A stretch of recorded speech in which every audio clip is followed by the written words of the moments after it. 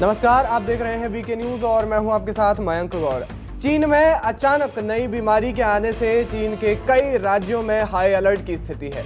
ये बीमारी न्यूमोनिया की तरह ही है, लेकिन इसे रहस्यमयी बीमारी कहा जा रहा है। वो इसलिए क्योंकि इसके कारणों का अभी तक पता नहीं चल पाया है। हालात ये हैं कि चीन में 7,000 से ज्यादा बच्चे रोजाना अस्पताल में एडमिट हो रहे हैं। इस बीमारी को पहले H9N2 वायरस कहा जा रहा था, जो इन्फ्लुएंजा ए वायरस का सब टाइप है। दूसरी संक्रामक बीमारियों की तरह ही ये वायरस इंसानों से इंसानों में फैलता है। उसके बाद एक और स्थिति सामने आई। अब उसको कहा जा रहा है कि एक तरीके का बैक्टीरिया है। अभी कोई स्थिति स्पष्ट नहीं है कि ये रहस्यमय न्यूमोनिया है क्या।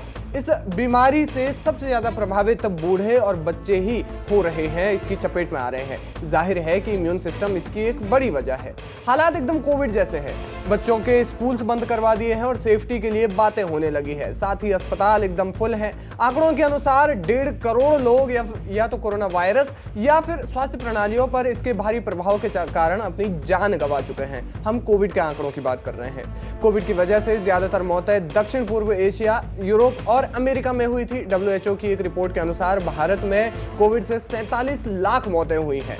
अब इस रहस्यमय न्यूमोनिया की बात करें तो इस बीमारी से सबसे ज्यादा प्रभावित चीन का लियाओनिंग प्रांत हुआ है। इससे चीन एक बार फिर से सवालों के घेरे में है। हालांकि चीन सरकार इसे गंभीर मामला मानने से इनकार कर रही है। WHO को यही बताया गया है कि ये कोई नई बीमारी नहीं है, सामान्य जीवाणु संक्रमण है जिस पर पूरी तरह से काबू पा लिया जाएगा। भारत सरकार ने इसको लेकर सतर्क रहने की बात कही है। हालांकि सरकार ने यह भी कहा है कि भारत में अब तक इसको लेकर कोई भी मामला सामने नहीं आया है, लेकिन सरकार इसके लिए पूरी तरीके से तैयार है। स्वास्थ्य मंत्रालय ने बताया कि चीन से रिपोर्ट गए एवियन इन्फ्लुएंजा मामले के साथ साथ सांस संबंधी बीमारी के समूहों से भारत को कम जोखिम है। WHO ने इसे अभी तक महामारी करार नहीं दिया है, लेकिन हाँ, इस प्रकार के सभी वायरसों की चीन से रिपोर्ट जरूर मांगी है। आपको बता दें कि स्वास्थ्य मंत्रालय ने इसको लेकर सभी राज्यों को पत्र लिखकर स्वास्थ्य सेवाओं को मजबूत रखने के लिए कहा है। खासतौर पर इन्फ्लुएंजा और सर्दी के मौसम में सतर्क रहने के निर्देश दिए गए हैं। इसके अलावा PPE किट, ऑक्सीजन, एंटीबायोटिक्स और टीके का इंतजाम करने के लिए भी कहा गया है।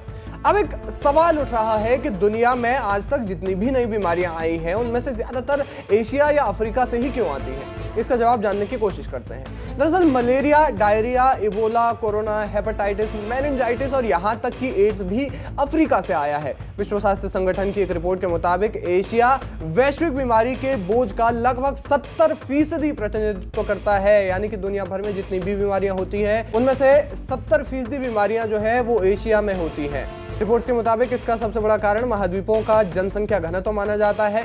यदि कोई संक्रमण मिलता है तो वो जनसंख्या अधिक होने की वजह से तेजी से लोगों को अपना शिकार बनाता है। यानी कि एशिया में बढ़ रहे जनसंख्या घनत्व के कारण यहाँ सबसे ज्यादा बीमारियां होती हैं। आपको बता दें कि चीन का दावा है कि कोविड प्रतिबंध हटाने की वजह से ही फ्लू के मामले बढ़े हुए हैं। फिलहाल इस बीमारी को लेकर के कहा जा रहा है कि माइक्रोप्लाज्मा निमोनिया, जिसे मिस्टीरियस निमोनिया कहा जा रहा है, ये एक प्रकार का बैक्टीरिया के कारण होने वाली समस्या है जो मुख्य रूप से बच्चों को अपना।